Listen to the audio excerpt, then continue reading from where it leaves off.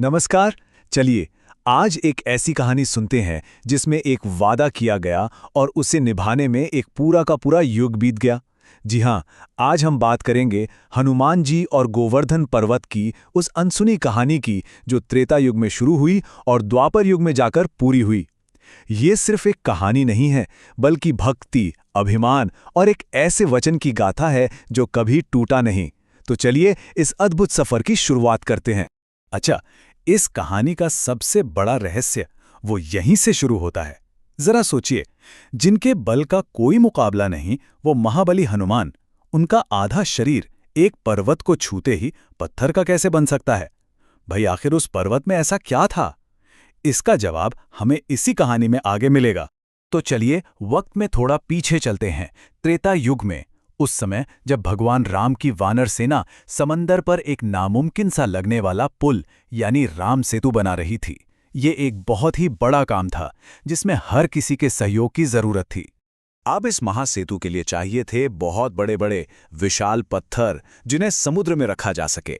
और ये मुश्किल काम सौंपा गया पवन पुत्र हनुमान को। उनकी जिम्मेदारी थी कि वो एक ऐसा पर्वत ढूंढ कर लाएं जो खुद प्रभु राम के इस पवित्र काम में लग सके।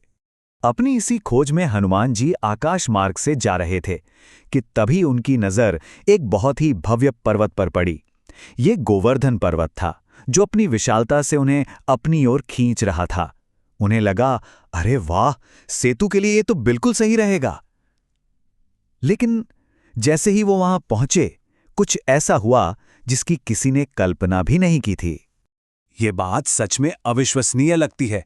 जैसे ही हनुमान जी ने उस पर्वत को उठाने के लिए छुआ, उनका आधा शरीर पत्थर का बन गया। एक पल के लिए सोचिए, वो हनुमान जिनके बल की कोई सीमा नहीं, उनके साथ ऐसा कैसे हो सकता है? तभी पर्वत से गरजती हुई आवाज आई, अरे वानर, तूने मुझे छूने की हिम्मत भी कैसे की? ये गोवर्धन पर्वत का अभिमान बोल रहा था। उन्हें लगा कि किसी साधारण वानर ने छूकर उनका अपमान कर दिया है। उन्हें हनुमान जी की दिव्यता का कोई अंदाजा ही नहीं था। यहां हनुमान जी की महानता देखिए। वो चाहते तो अपनी शक्ति दिखा सकते थे, लेकिन नहीं। उन्होंने हाथ जोड़कर बड़ी विनम्रता से जवाब दिया। उन्होंने कहा कि वो पर्वत को कोई नुकसान पहुंचाने नहीं आए, बल्कि प्रभु श्री राम के सेतु निर्माण के लिए मदद मांगने आए हैं। और फिर बस एक नाम ने सब कुछ बदल कर रख दिया। जैसे ही गोवर्धन ने भगवान राम का नाम सुना, उनका सारा अभिमान पिघल गया और उनका गुस्सा भक्ति में बदल गया। वो समझ गए कि ये कोई साधारण काम नहीं, बल्कि एक दिव्य मिशन है, और वो इसका हिस्सा बनने के लिए तुरंत तैयार हो गए। तो हनुमान जी ने पूरे सम्मान के साथ गोवर्धन पर्वत को उठाया और समुद्र की ओर चल पड़े। लेकिन तभी एक दिव्य संकेत मिला कि सेतु निर्माण का काम पूरा हो चुका है। अब और पत्थरों की जरूरत नहीं है। कहानी में ये एक बहुत बड़ा मोड़ था। अब हनुमान जी को बहुत भारी मन से गोवर्धन को वहीं रास्ते में ही रखना पड़ा। उन्होंने माफी भी मांगी, लेकिन गोवर्धन पर्वत का दिल टूट चुका था। उन्हें इस बात का बहुत गहरा दुख था कि वो भगवान राम की सेवा करने का ये सुनहरा मौका चूक गए थे।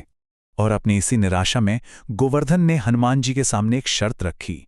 उन्होंने कहा, मैं तुम्हें माफ तो कर दूंगा, पर मेरी एक शर्त है। और ये वो पल था जब एक ऐसा वचन दिया जाने वाला था जो युगों तक याद रखा जाना था।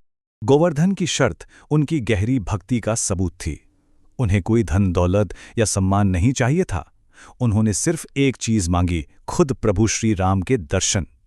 उन्होंने हनुमान जी से वचन ले लिया कि भगवान राम उनसे मिलने जरूर आएंगे। हनुमान जी ने वचन तो दे दिया, लेकिन त्रेता युग में यह मुमकिन नहीं हो पाया। अब ये कहानी एक बहुत बड़ी छलांग लगाती है, एक युग से सीधा दूसरे युग में। चलिए देखते हैं कि आखिर ये वचन पूरा कैसे हुआ। यहां जरा समय के इस विशाल फासले को देखिए। त्रेता युग में एक वचन दिया गया और उसे पूरा होने में लग गया एक पूरा का पूरा युग। ये हमें सिखाता है कि एक सच्चा वचन समय और काल की सीमाओं से भी परे होता है। और फिर युग बदला। भगवान विष्णु ने ही राम अवतार के बाद द्वापर युग में श्री कृष्ण के रूप में जन्म लिया। शरीर अलग था, पर आत्मा वही थी। वो दिव्य चेतना वही थी।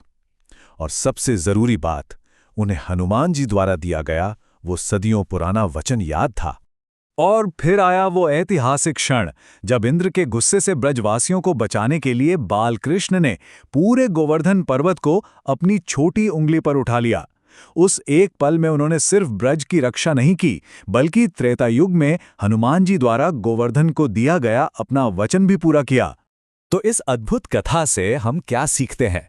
पहली बात कि एक सच्चा वचन युगों तक पवित्र रहता है और कभी बेकार नहीं जाता। दूसरी, हनुमान जी की विनम्रता हमें सिखाती है कि असली शक्ति कर्तव्य निभाने में है, घमंड में नहीं। और आखिर में ये कहानी दो महाकाव्यों रामायण और महाभारत को भक्ति के एक ही धागे से जोड़ देती है। तो बस इसी सवाल के साथ आज की बात खत्म करते हैं। एक वचन, दो युग और अटूट भक्ति, क्या ये कहानी कर्तव्य और समर्पण की सबसे महान गाथाओं में से एक नहीं है?